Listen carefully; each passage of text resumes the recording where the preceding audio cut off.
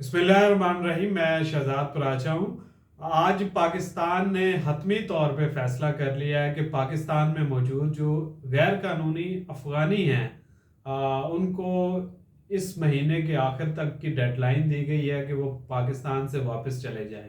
अगर वो पाकिस्तान से वापस नहीं जाते तो 1 नवंबर से जो अगला माह है तब से पाकिस्तान की जो हुकूमत है, पाकिस्तान के जो इदारे हैं, उनको पाकिस्तान से ज़बरदस्ती जो है वो वापस भेजेंगे।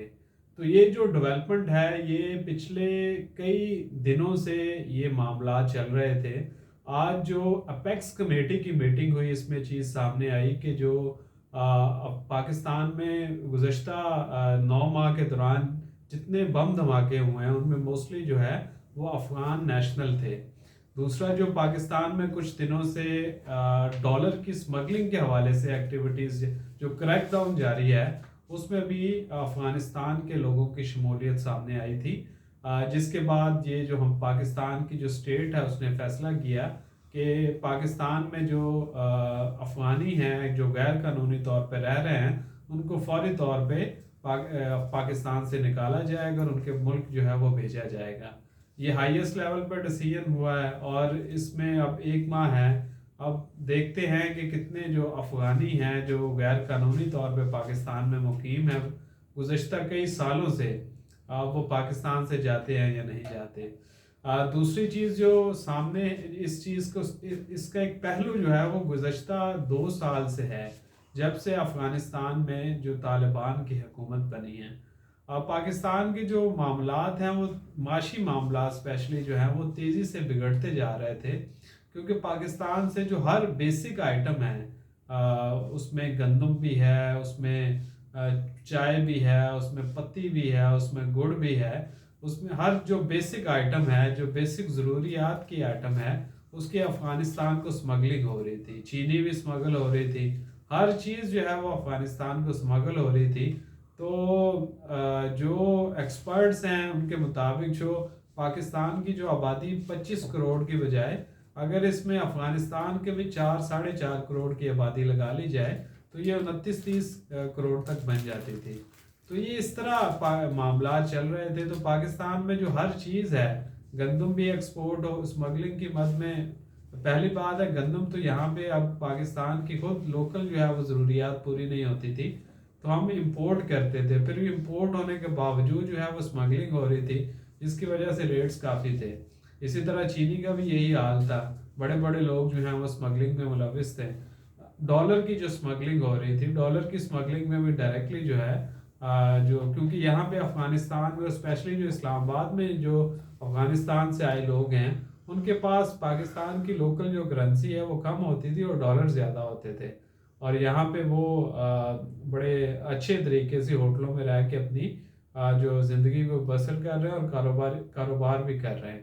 तो ये सूरत हाल थी जिसकी वजह से डॉलर भी 300 से ऊपर चला गया था। उसके बाद जो बेसिक आइटम्स हैं वो भी काफ़ी ऊपर चले गए थे। अब इसका फ़ायदा क्या हो सकता है? इसका आइंदा आने वाले दिनों में एक तो फ़ायदा ये होगा कि जिस तरह डॉलर की स्मगलिंग पे क्रैकडाउन जारी है तो डॉलर नीचे आया है, लेकिन डॉलर जो है वो इससे ज़्यादा नीचे नहीं जा सकता, थोड़ा सा और जाएगा, क्योंकि पाकिस्तान को एक्सपोर्ट भी बढ़ाना होगी पाकिस्तानी रुपए की कदर को मुस्तहकम रखने के लिए, रेमिटेंसेस को भी इंक्रीज़ करना होगा और बाहर से इन्वेस्टमेंट को भी लाना होगा। दूसरी चीज़ जो आइंदा आने वाले दिनों में इस्लामाबाद में जो स्पेशली जो मुकीम जो अफ़गानिस्तान के जो लोग हैं उनकी वजह से इस्लामाबाद में जो किराए हैं, जो घरों के किराए, इनका रेट बहुत ज़्यादा बढ़ गया था। एक तो इसमें कमी आएगी, लेकिन अगर जो हुकूमत पाकिस्तान है और स्टेट ऑफ पाकिस्तान है ये स्मगलिंग पे जो एक क्रैकडाउन जारी है ओवरऑल जो स्मगलिंग के मद में, तो ये क्रैकडाउन जारी रहा तो आइंदा आने वाले दिनों में जो आइटम्स हैं, जो बेसिक आइटम्स हैं, जो सब्जियां हैं, जो फल हैं, जो चीज़ें अफ़गान ट्रांजिट ट्रेड की मद में भी आ रही थी, वो आइंदा आने वाले दिनों में सस्ती हो सकती हैं। लेकिन ये मुनहसर है कि पाकिस्तान जो है वो अपना जो क्रैकडाउन है इसको कंटिन्यू रखता है। अगर یہ رک جاتا ہے تو معاملات پہلے کی طرح ہو سکتے ہیں. ہم امید کرتے ہیں کہ یہ جو حکومت پاکستان نے بہت مثبت فیصلہ کیا ہے، اس کے پاکستانیوں کے لیے جو ہے وہ اچھے رزلٹ نکلیں گے، اور آئندہ آنے والے دنوں میں پاکستان جو ایک مہنگائی کے طوفان میں گھرے ہوئے ہیں، تو مہنگائی تھوڑی کم ہوگی اور روپے کی قدر بہتر ہوگی، اور ڈالر کی جو قیمت ہے وہ گرنے کا جو ایک امید ہے وہ بھی گرے گی، تاکہ پاکستانیوں کو کچھ ماہ جو ہے وہ ریلیف کا سانس مل سکے. دوسری جو آج امپورٹنٹ جو ڈیولپمنٹ جو سیاسی لحاظ سے ہوئی ہے، وہ عمران خان کی آج سائفر کیس میں آج منسٹری آف لاء نے لکھا ہے کہ ان کی جو سائفر کیس میں جو ہیئرنگ ہے وہ اڈیالہ جیل کے اندر ہوگی. اٹک جیل میں بھی ان کی کیسز کی ہیئرنگ وہاں پہ ہوتی رہی. ریزن یہ بنائی گئی کہ ان کی سیکیورٹی کو خدشات لاحق ہے. اب عمران خان کی جو اڈیالہ جیل میں بھی ہیئرنگ ہوگی، وہاں پہ ان کیمرہ، اگرچہ کہ ایف آئی اے نے ان کیمرہ کی درخواست کی ہوئی تھی، تو ان کیمرہ تو اس پہ فیصلہ آنا باقی ہے، لیکن ان کیمرہ ہی ہوگی. لیکن البتہ یہ کنفرم ہے کہ اڈیالہ جیل کے اندر ہوگی.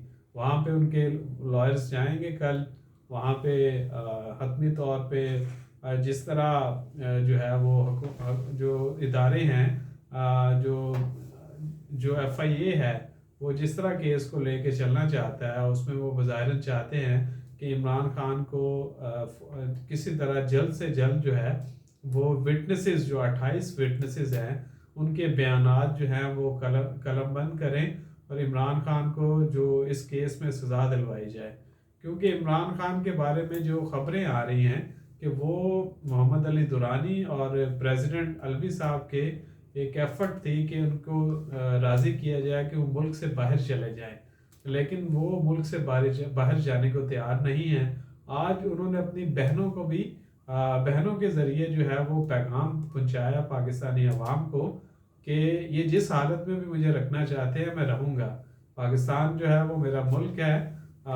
یہ مجھے سونے کے ٹائم جو ہے وہ چیخیں آنا شروع ہو جاتی ہے تاکہ میری نیند کو ڈسٹرب کریں. مجھے چلنے کی واک کرنے کی اجازت نہیں ہے. ایکسرسائز میں نہیں کر پا رہا.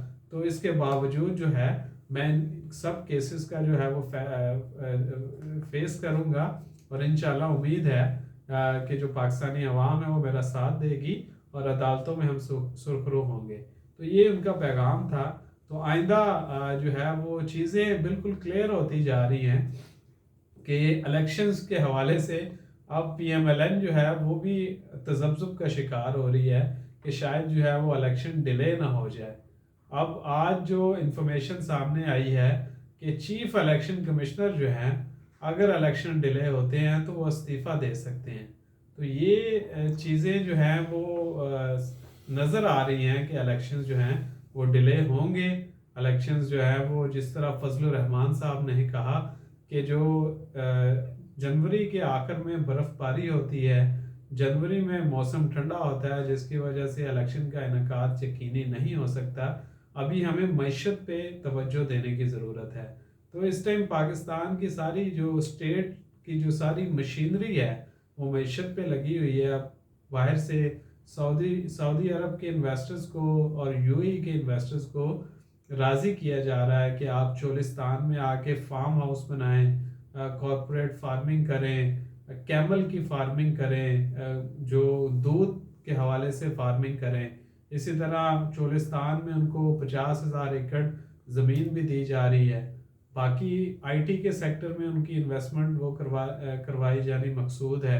تو یہ ساری چیزیں انویسٹمنٹ پہ سب کا دھیان ہے تاکہ حالات بہتر ہوں. لیکن پہلے بھی ہم کہہ چکے ہیں کہ جب تک پاکستان میں سیاسی جو ہے وہ استحکام نہیں آئے گا، اس کے بعد ہی اکنامک سٹیبلٹی آئے گی. تو سیاسی استحکام ضروری ہے اکنامک سٹیبلٹی کے لیے. یہی ورلڈ بینک بھی آپ کو کہتا ہے، یہی اے ڈی بی بھی کہتا ہے، یہی آئی ایم ایف بھی کہتا ہے. تو یہ ساری سچویشن ہے سامنے ہیں. اس پہ اب جو اداروں نے فیصلہ کرنا ہے، ادارے تو اپنا ذہن بنا کے بیٹھے ہیں کہ ہم جو ہے وہ الیکشنز کروائیں گے، لیکن جو انڈرسٹینڈنگ جو چیزیں کلیئر ہو کے سامنے آ رہی ہیں کہ الیکشن کا انعقاد جو ہے وہ ڈیلے ہو سکتا ہے، اور جو نواز شریف صاحب 21 کو آ رہے ہیں، یہ جو شیر آ رہا ہے، شیر جو ہے وہ شکار نہ ہو جائے، آخر میں یہی کہنا باقی تھا. Thank you.